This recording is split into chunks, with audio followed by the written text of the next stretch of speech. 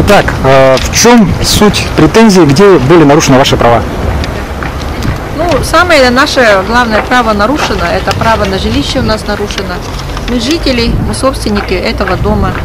Многие из нас имели единственное жилье. Нам, когда нас выкинули 24 июля, дом наш не был признан аварийным. Да?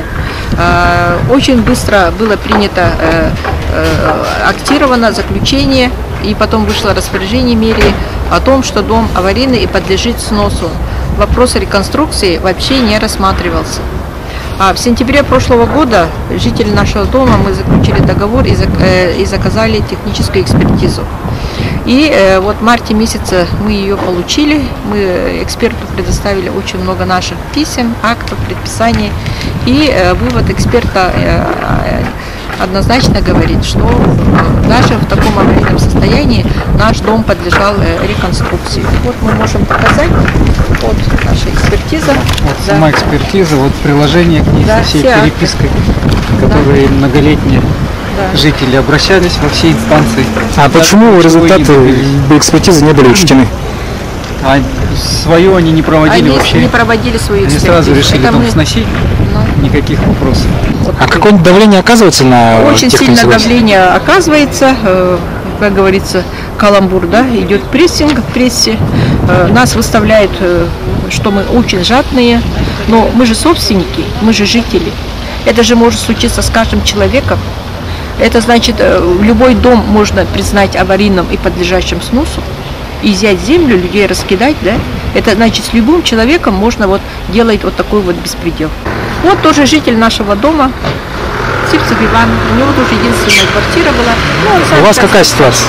Да. У меня ситуация такова, что я являюсь жителем квартиры номер 20, да, Ленина 27, но меня зовут Сивцев Иван Иванович, являюсь единственным собственником, скажем, единственное своего жилья, ну и проживаю по этому адресу 99-го года. И квартира досталась мне по наследству, ну как единственному наследнику. Ну и дело в том, что 24 июля, да, 2015 года без никакого предупреждения, ну, я узнаю от звонка сестры, что мой дом, то есть Ленин 27, да, он отцеплен, и что всех выселили. Ну, я прихожу, и мне извещают, что в этом доме уже больше никто не будет жить. Ну хорошо, потом где-то в августе Егор Борисов дал поручение, что почему-то именно дал поручение, вот целенаправленному, что рекомендовать именно акционерный коммерческий банк, Алмаз-Энергосбанк, выступить инвестором расселения жильцов дома, расположенным по адресу Якутск, Ленина 27. При этом в первую очередь осуществлять инвестирование расселения жильцов, не имеющих собственности другого жилого помещения.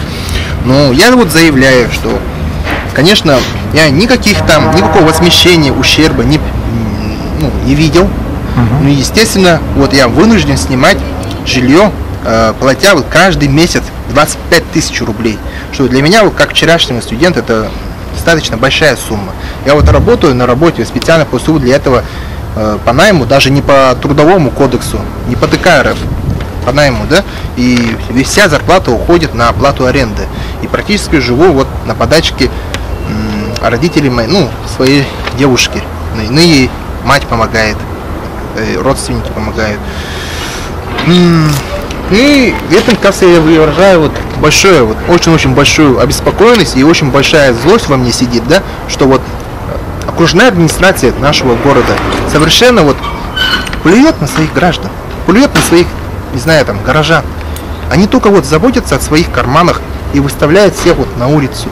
И, конечно, вот со мной вот никто не выходил разговаривать, никаких там вариантов не предлагали. И они вот предлагают, не знаю, вот они хотят, чтобы я вот выселился из трехкомнатной квартиры, живя вот в центре самого города, вот, ну, города Якутска, и выселиться там где-нибудь там в районе ДСК, в районе там, не знаю, Стерха. Ну, надо что-то делать, менять все это. Вот вопрос именно правительству Республики Саха-Якутия. Что здесь вообще происходит? Я собственник половины помещения, да, у нас тут было небольшое помещение. У меня самый главный вопрос такой, ну, то есть вот Элеонора уже высказывалась по поводу всего, да, но самый главный вопрос следующий. Зачем Алмаз-Энергосбанку такое количество офисов по первой линии города Якутска? тут можно усмотреть просто один из вариантов, да, ну, то есть сейчас кризис, да, вроде как бы денег-то и нету особых, да, и движений. Зачем они развивают эту сеть какую-то? Причем не во всех каких-то там районах города, а именно первая линия. Ну, вопрос можно подозревать следующую схему. Например, выкупить большое количество помещений, да, а потом через какое-то время признать их непрофильными активами и просто за бесценок продать. Себе? Ну да, как бы, ну или своим подконтрольным лицам, либо еще что-то, и как бы получить огромное количество площадей. Ну вот если так все разложить, то получается на самом деле, а чей на самом деле Алмаз-Регионбанк? Кто бенефициар полный? Правительство республики, да? Так? Угу. То есть это получается, что тогда? Правительство республики против своих же граждан ведет игру чьими-то руками. То есть получается, мэр, избранный гражданами, он работает против самих же граждан. И, то есть, ну, потому что, если так предположить, можно сказать, что, ну, кто-то может сказать, как бы Василий Николаев сам ничего не говорил. Но ведь у него не просто какие-то люди, чиновники работают. Обычно избирается мэр, приходит его команда. То есть это его люди.